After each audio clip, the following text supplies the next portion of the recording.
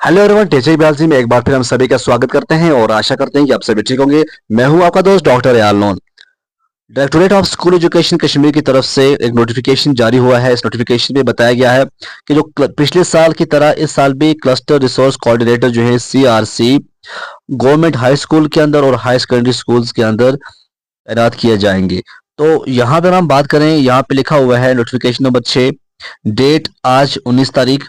और यहाँ पे डिस्ट्रिक्ट वाइज अगर हम बात करें, कश्मीर डिवीजन की बात करें, कश्मीर डिवीजन के अंदर जो टोटल पोस्टें जो हैं उन्होंने निकाली हुई हैं, ये टेम्परेरी बेस्ड होती हैं, ये परमानेंट पोस्ट नहीं होती हैं। 748, जी हाँ, 748 पोस्ट जो हैं इस बार निकाली गई हैं। अगर हम बात करें इसमें अनंतनाग से 142 हैं, बारामूला से 115 हैं, बांडीपोरा से 70 हैं, बडगाम से 65 हैं, गांदरबल से 36 है। उसके बाद अगर हम बात करें आगे की तरफ, कुलगाम के लिए 58 हैं, कुपवाड़ा के लिए 148 हैं, और शोपियां के लिए 25 हैं, पुलवामा के लिए 63 हैं और श्रीनगर के लिए 26 हैं। अब यहाँ पे जो टोटल पोस्टें हैं इसमें अगर हम सब्जेक्ट वाइज की बात करें, सब्जेक्ट वाइज में अगर हम साइंस को लेकर जूलॉजी को ले लें, जूलॉजी की अगर हम बात करें, जूलॉजी के अंदर अनंतनाग के अंदर 11 सीटें हैं, बारामूला के अंदर 4 सीटें CRC के लिए हैं, बांडीपोरा के लिए 3 सीटें हैं और कुपवाड़ा के लिए 10 सीटें हैं।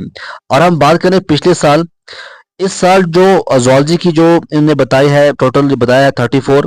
हालांकि पिछले साल जूलॉजी के थे 48, इनको 48 CRC नीड थे पिछले साल।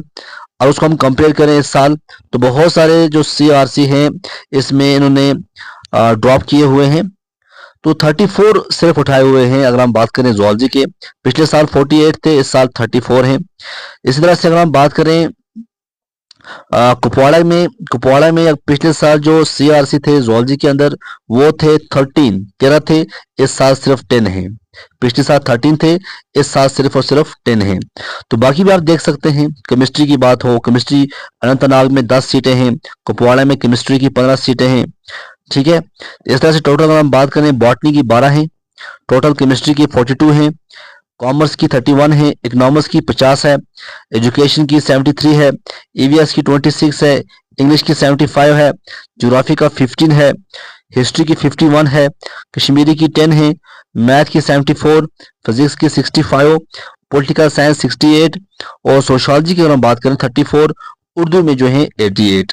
तो कुल मिला के अगर हम बात करें 748 CRC की जो पोस्टें इन्होंने निकाली हुई है। यहाँ पे लिखा हुआ है टर्म्स एंड कंडीशन।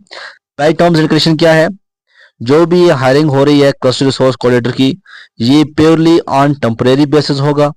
ये सेशन है 24 और 25, 31 मार्च तक ये सेशन रहने वाला है, 2025 तक।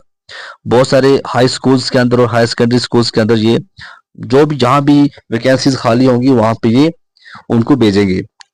दूसरी चीज जो है, cluster resource coordinator will be hired on A monthly, इनको जो मंथली है 25,000 मिलेगा। कब मिलेगा, जब उनके पास एक सेटिस्फैक्ट्री कैरेक्टर सर्टिफिकेट जो कि CID की तरफ से होता है, जब वो उनके पास होगा तब जाके उनको सैलरी मिलेगी। तीसरा पॉइंट है, जो hiring of cluster resource coordinator है will be made subject wise as per the above break on merit base पे देखा जाएगा। उसके बाद candidate shall apply for only one district, सिर्फ एक डिस्ट्रिक्ट में वो भर सकता है। However, the candidate having PG in more than one subject can apply in such subject as well. तो अगर उसको एक दो में से या तीन में से 3-4 में ज्यादा है तो कोई इशू नहीं है, वो उतने में अप्लाई कर सकता है। Hiring of the cluster resource coordinator thus made shall not have any preferential claim to be candidate for engagement on regular basis, वो कोई क्लेम नहीं कर सकता है। और जो टेन्यूर रहने वाला है इनका, वो रहने वाला है शैल एंड ऑन 31 मार्च 2025 में वो उनका खत्म हो जाएगा। एज, अब हम देखते हैं एज की तरह है, एज 40 ईयर्स होना चाहिए, लिमिट है 40 से ऊपर नहीं होना चाहिए, और 2006 के बाद वो पैदा नहीं होना चाहिए, नॉट 1984 से पहले कभी नहीं होना चाहिए। इसके बीच में जो बंदा पैदा हुआ है वही इसको फॉर्म फिल कर सकता है। कौन कौन से सर्टिफिकेट उनको चाहिएगा, सबसे पहले डोमिसाइल होना चाहिए, फिर डेट ऑफ बर्थ होना चाहिए, पीजी का फाइनल मार्क्स का होना चाहिए, एमफिल अगर है उसके पास, पीएचडी है या नेट है उसका सर्टिफिकेट जो है उसको डालना पड़ेगा। सीजीपीए सर्टिफिकेट अगर उसके पास है वो भी डालना पड़ेगा। List of research paper up to 5, सिर्फ 5 तक बढ़ सकता है। और हाउ टू अप्लाई किस तरह करेगा वो, कैंडिडेट जो है ऑनलाइन जाएगा, उसको एक लिंक मिल जाएगा itdsc.com, वहां पे पूरा फॉर्म फिल करेगा। और ये जो फॉर्म रहेगा ये 19/6 से लेकर 30/6 तक रहेगा। उसके बाद फॉर्म जो यहाँ पे ऑनलाइन जो साइट है वो बंद हो जाएगी। The candidate shall be required to upload the recent passport size होना चाहिए उसके पास करंट फोटो।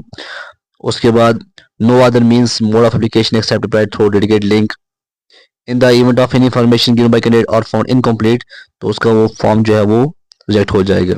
लास्ट डेट जो है वो 30 है। ठीक है, सिलेक्शन प्रोसीजर की अगर हम बात करें, पीजी के 85 पॉइंट हैं, नेट सेट के 3 पॉइंट हैं, एमफिल के 5 पॉइंट हैं, पीएचडी के 8 पॉइंट हैं, पब्लिकेशन की अगर हम बात करें 4 पॉइंट्स हैं। ठीक है, तो मैक्सिमम जो है ये 100 पॉइंट्स हैं। तो यहाँ पे लिखा हुआ है क्या कुछ है, क्लैरिफिकेशन ऑफ वेटेज की बात हो रही है। एमफिल एंड पीएचडी जिन्होंने बोथ एमफिल और पीएचडी डिग्री की हुई है उनको मैक्सिमम 8 पॉइंट मिल सकते हैं। In such instance, the candidate will receive 8 points for the highest degree PhD with no additional point granted the MPhil degree. For candidate possessing only an MPhil degree, 5 points will be awarded. ये point भी आपको याद रखना है।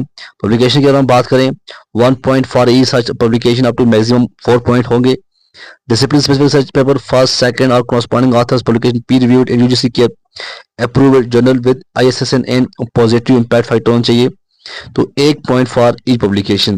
Research paper जो है must have been published not later than the cut off date of determination, ये नहीं होना चाहिए। तो आप अगर इस फॉर्म को भरना चाहते